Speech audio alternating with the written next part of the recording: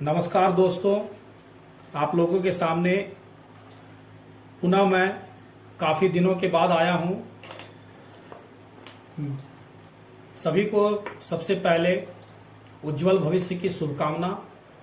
खासकर मैं इस बार ट्रस्ट इंस्टीट्यूट क्लास 10 के विद्यार्थियों के लिए ज़्यादा फोकस हूं और इसीलिए उनके उज्जवल भविष्य के लिए मैं एक बेहतर प्रयास करने का कोशिश किया हूं। आज मैं आप लोगों के सामने जो ट्रस्ट इंस्टीट्यूट के क्लास में जो चैप्टर डिस्कस हो चुका है उसका मैं एमसीक्यू क्वेश्चन लेकर पहली बार आ रहा हूं।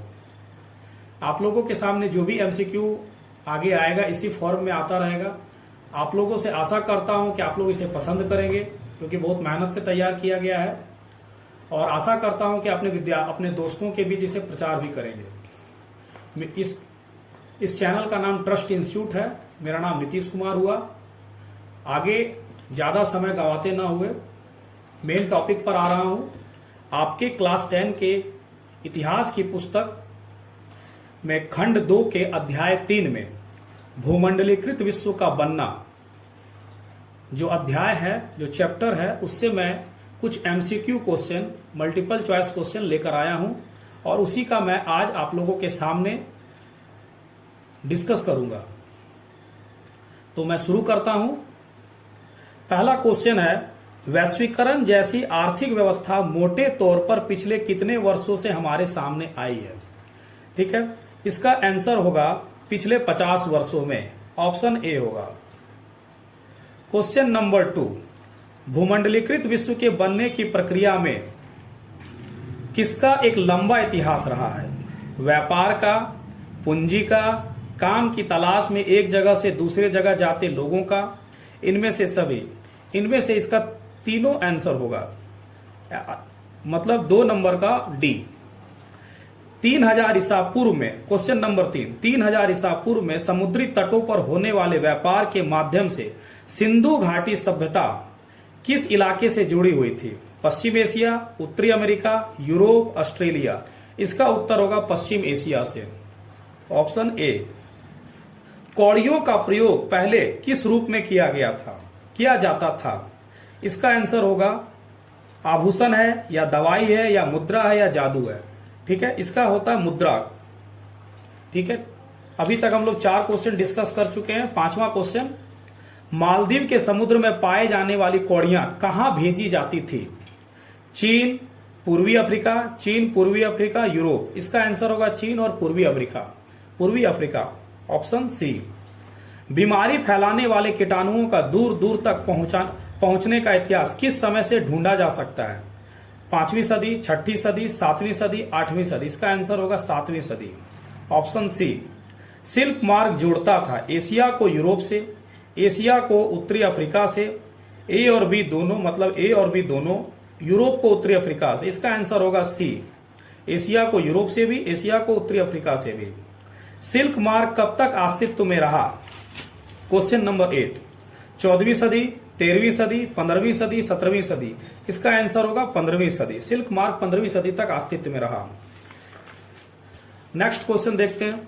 सिल्क मार्ग से व्यापार होता था सिल्क का, चीनी पॉटरी का, पॉटरी मतलब वस्तु, कपड़े, मसाले, ए बी दोनों, मतलब सिल्क, चीनी पॉटरी, कपड़े और मसाले दोनों, और इनमें से कोई नहीं। इसका आंसर सी होगा।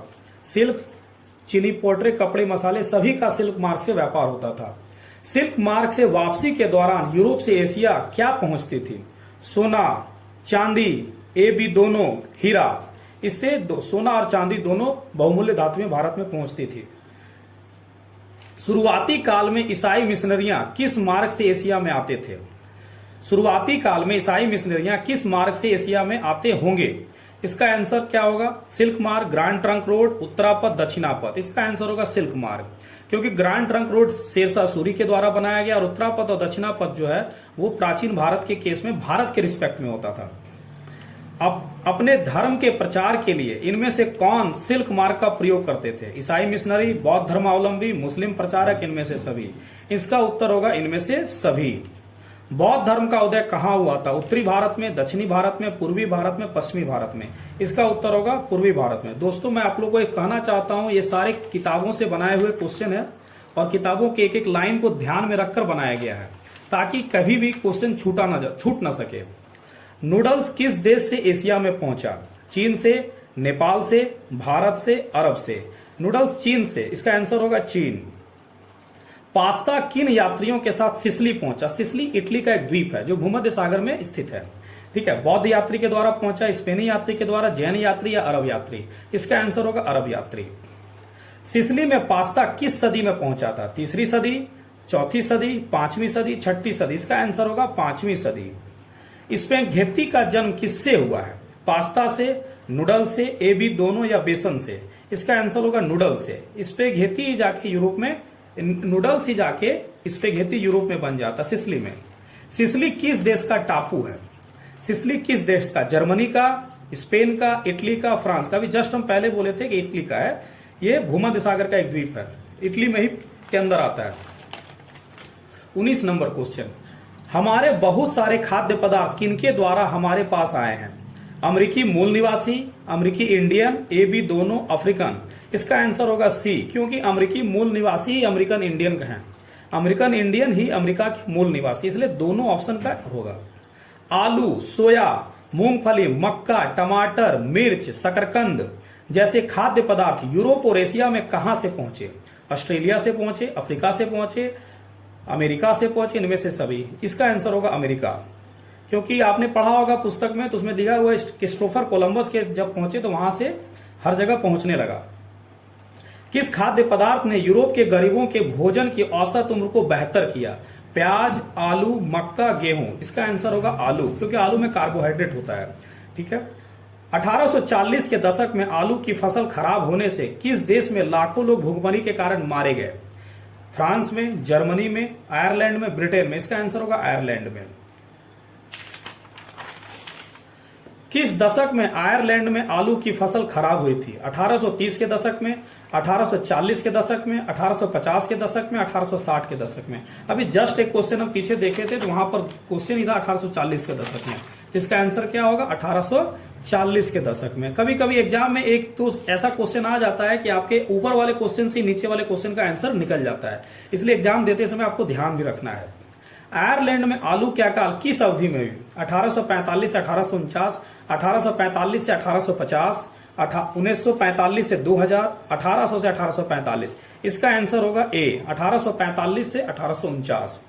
आयरिश आलू अकाल के दौरान कितने लोग मारे गए थे? 10,000 लोग, 1 लाख लोग, 10 लाख लोग, 11 लाख लोग? तो इसमें आंसर होगा 10 लाख लोग। किस सदी में यूरोपीय जहाजियों ने एशिया तक का समुद्री रास्ता ढूंढ निकाला था? 15वीं सदी, 16वीं सदी, 17वीं सदी, 18वीं सदी? इसका आंसर होगा 16वीं सदी। किस सदी में दुनिया सिकुड़ने लगी थी? ये बॉक्स आइटम का एक क्वेश्चन है, तो ये 16वीं सदी होगा इसका आंसर। ऑप्शन ऐसे और भी हैं, लेकिन इसका आंसर होगा 16वीं सदी। क्वेश्चन नंबर 28, पेरू किस महादेश में है? पेरू उत्तरी अमेरिका, दक्षिणी अमेरिका, अफ्रीका, यूरोप? आपका पेरू जो देश है वो दक्षिण अमेरिका का देश है। मैक्सिको किस महादेश में पड़ता है? उत्तरी अमेरिका, मध्य अमेरिका, दक्षिण अमेरिका, लैटिन अमेरिका? इसका आंसर होगा उत्तरी अमेरिका। पेरू और मैक्सिको में किस कीमती धातु की खान थी? प्लेटिनियम, हीरा, चांदी, पारा? इसका आंसर होगा चांदी। 17वीं सदी के आते आते पूरे यूरोप में कहां की धन संपदा के बारे में तरह तरह की कहानियां बनने लगी थी? उत्तरी अमेरिका, मध्य अमेरिका, दक्षिण अमेरिका, एशिया? इसका आंसर होगा दक्षिण अमेरिका के बारे में, क्योंकि वहां धन संपदा, वहां चांदी मिल रहा था, इस कारण से। किसे सोने का शहर माना जाने लगा? पेरू, मैक्सिको, एल डोराडो, पुर्तगाल? तो एल डोराडो इसका आंसर होगा, सोने का शहर माना जाने लगा था। 33, किस धातु ने यूरोप की संपदा को बढ़ाया और पश्चिम एशिया के साथ उनके व्यापार को बढ़ाया? सोना, चांदी, लोहा, तांबा? इसका आंसर होगा चांदी। किस सदी के मध्य तक आते आते पुर्तगाली और स्पेनिश सेनाओं की विजय सिलसिला शुरू हो चुका था? 14वीं सदी के मध्य, 15वीं सदी के मध्य, 16वीं सदी के मध्य, 17वीं सदी के मध्य? तो इसका आंसर होगा 16वीं सदी के मध्य। पुर्तगाली और स्पेनिश सेनाओं ने किसे उपनिवेश बनाना प्रारंभ किया था? अमेरिका, ऑस्ट्रेलिया, फ्रांस और जर्मनी। अमेरिका में भी मूलतः दक्षिण अमेरिका, पूरे अमेरिका के नहीं, उत्तर अमेरिका नहीं, अमेरिका मतलब दक्षिण अमेरिका। स्पेनिश विजेताओं को अमेरिका जीतने में किस बीमारी ने सहायता की थी? हैजा, मलेरिया, चेचक, रिंडरपेस्ट। चेचक इसका आंसर होगा स्पेनिश। अमेरिका को जीतने में चेचक, रिंडरपेस्ट वाली बीमारी जो थी, चैप्टर में आपको मिलेगा अफ्रीका के केस में। 37 नंबर क्वेश्चन, अमेरिकन लोगों में किस बीमारी के प्रति रोग प्रतिरोधक क्षमता नहीं थी? टाइफाइड, रिंडरपेस्ट, हैजा, चेचक। इसका आंसर होगा चेचक। अमेरिका में चेचक बीमारी किसने पहुंचाया? इटली के विजेताओं ने, ब्रिटिश के विजेताओं ने, स्पेनिश विजेताओं ने, पुर्तगाली विजेताओं ने। तो स्पेनिश विजेताओं ने। 19वीं सदी तक यूरोप में किसका साम्राज्य था? इस बार ये क्वेश्चन आया हुआ है आपके सीबीएसई में क्लास 10 में। तो इसका गरीबी, भूख, धार्मिक टकराहट, बीमारी, इसका आंसर सभी होगा। गरीबी का साम्राज्य भी था, ठीक है, भूख का भी था, ये 19 है, ठीक है, 19वीं सदी है ये, 19वीं सदी। गरीबी, बीमारी, भूख, धार्मिक टकराव, सभी आंसर होगा। 19वीं सदी में हजारों लोग भागकर कहां जाने लगे थे? यूरोप से अमेरिका, अमेरिका से यूरोप, ब्रिटेन से आयरलैंड, फ्रांस से जर्मनी। तो यूरोप से भागकर अमेरिका जाने लगे एक बेहतर भविष्य के लिए। 18वीं सदी, इसका आंसर ए होगा। 18वीं सदी तक अमेरिका में कहां से दास पकड़कर लाया जाता था? यूरोप से, दक्षिण अमेरिका से, अफ्रीका से, दक्षिण अमेरिका से। देखिए दक्षिण अफ्रीका जो है अफ्रीका का एक देश है और अफ्रीका एक महादेश है, तो इसका आंसर ये होगा अफ्रीका। 41 नंबर क्वेश्चन कर चुके हैं हम लोग, 42वां नंबर पर आ रहे हैं। 18वीं सदी तक अमेरिका में अफ्रीका से पकड़कर लाए गए गुलामों से यूरोपीय बाजारों के लिए क्या उत्पादन किया जाने लगा था? कपास, अफीम, चीनी या ए और सी? इसका आंसर होगा ए और सी, कपास और चीनी का उत्पादन किया जाता था। 18वीं सदी तक कौन सा देश दुनिया के सबसे धनी देशों में गिना जाता था? 18वीं सदी तक चीन, भारत, स्पेन, पुर्तगाल, ए और बी दोनों। इसका आंसर होगा ए और बी दोनों। भारत और चीन को 18वीं सदी तक दुनिया का सबसे धनी देश गिना जाता था। 15वीं सदी से किस देश ने दूसरे देशों के साथ अपने संबंध कम करने शुरू कर दिए और दुनिया से अलग थलग पड़ने लगा? भारत, अमेरिका, चीन, ए और बी दोनों। इसका आंसर होगा चीन। चीन जो है वो दुनिया से अपने संबंध को 15वीं सदी से कम करना प्रारंभ कर दिया था। चीन की घटती भूमिका और अमेरिका के बढ़ते महत्व के चलते विश्व व्यापार का सबसे बड़ा केंद्र कौन बन गया? Asia, Europe, Africa, Australia. इसका आंसर होगा यूरोप। 46 नंबर क्वेश्चन, अर्थशास्त्रियों ने अंतर्राष्ट्रीय आर्थिक विनिमय में कितने तरह के गतिविधियों या प्रवाहों का उल्लेख किया है? 1, 2, 3, 4। इसका आंसर होगा 3 तरह के प्रवाहों और गतियों का उल्लेख किया है। अर्थशास्त्रियों ने अंतर्राष्ट्रीय आर्थिक विनिमय में किन गतिविधियों और प्रवाहों का उल्लेख किया है? व्यापार का, श्रम का, पूंजी का, सभी का। इसका आंसर होगा सभी। अंतर्राष्ट्रीय आर्थिक विनिमय में किन प्रवाहों पर ज्यादा शर्तें और बंदिशें लगाई जाती थी?